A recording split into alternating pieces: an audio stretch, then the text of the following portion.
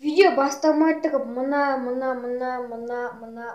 каналдарға тіркеліп кетеміз. Ссылкалар описаниеда болады. Ал ендеше видеоға кеттік. Бәріне сәлем достар, сіздермен бірге Ероха. Бүгінгі видеода мен деген ютуберге кеңестер беретін боламын. Сондықтан да осы видеоны паузаға қойып, лайкымды басып, қазір подписаться деген кнопканы баспаған болсаң, басып, комментарий жазып кетуіңді сұраймын. Ал ендеше біз видеоны бастаймыз. Достар, менің подписчиктерімнің жартысы ютубер, бірақ олардың ішінде жартысы блогер, жартысы жаңағыдай летсплейщик.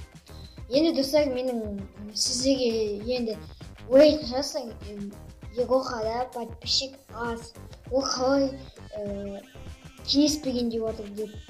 Достар, мен деген ютубқа келгеніме 6 немесе 7 ай болды. Соның ішінде 400 подписчикке енді жетіп отырмын. Оған дейін менің басымнан қандай қиындықтар өткенін сіздер білмейсіздер. YouTube деген өзі шыдамдылықты талап етеді. Бірінші шыдамдылықты талап етеді.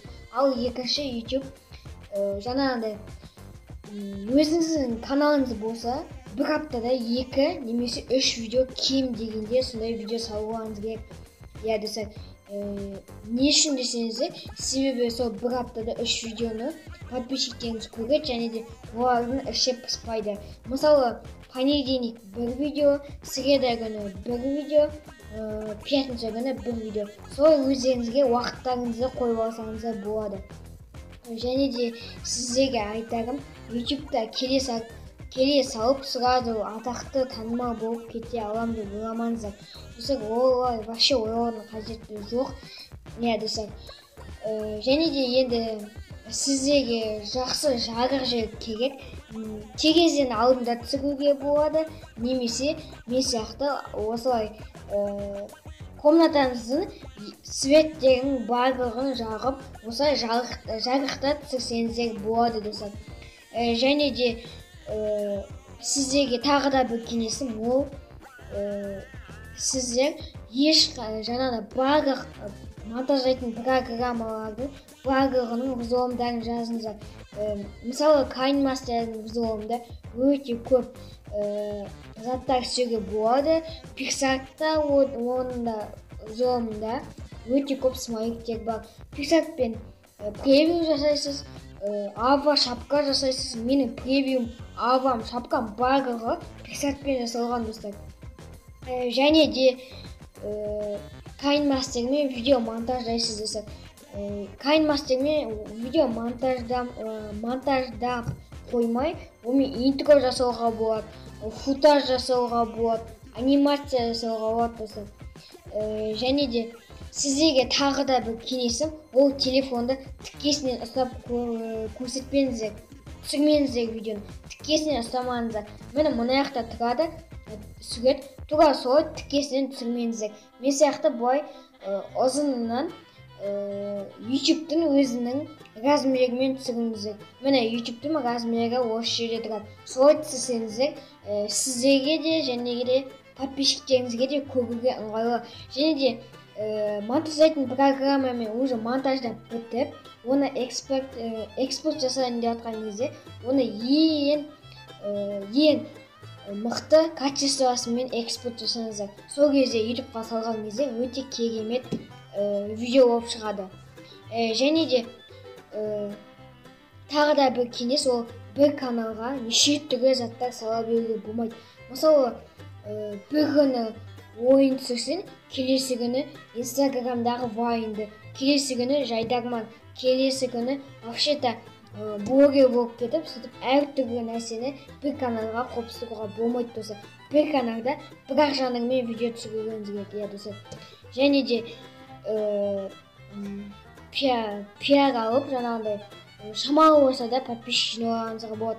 Достар, менен пиар алғаныңыз келсе, осы видеоға лайк басып, каналға тіркелмеген болсаңыздар тіркеліп, комментарий жазып, колокольчикті басуыңыз керек. Достар, мен 500 подписчикке жеткен кезде тегін пиарды тоқтататын боламын достар.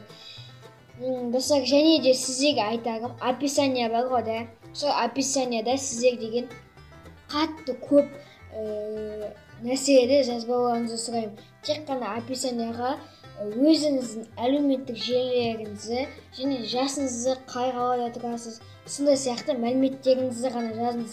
Артық ештеме жазып қорқытудың қажеті жоқ достар. Және де видео түсірген кезде жаңа айтқандай жақсы фонда және де жақсы жарықта түсіруіңіз керек достар. Және де сіздерге YouTube-ға келген кезде көптеген заттар керек болады. Ең басында сіздер телефонның камерасымен түсіресіздер деп ойлаймын. Телефонның камерасы жақсы түсіреді достар.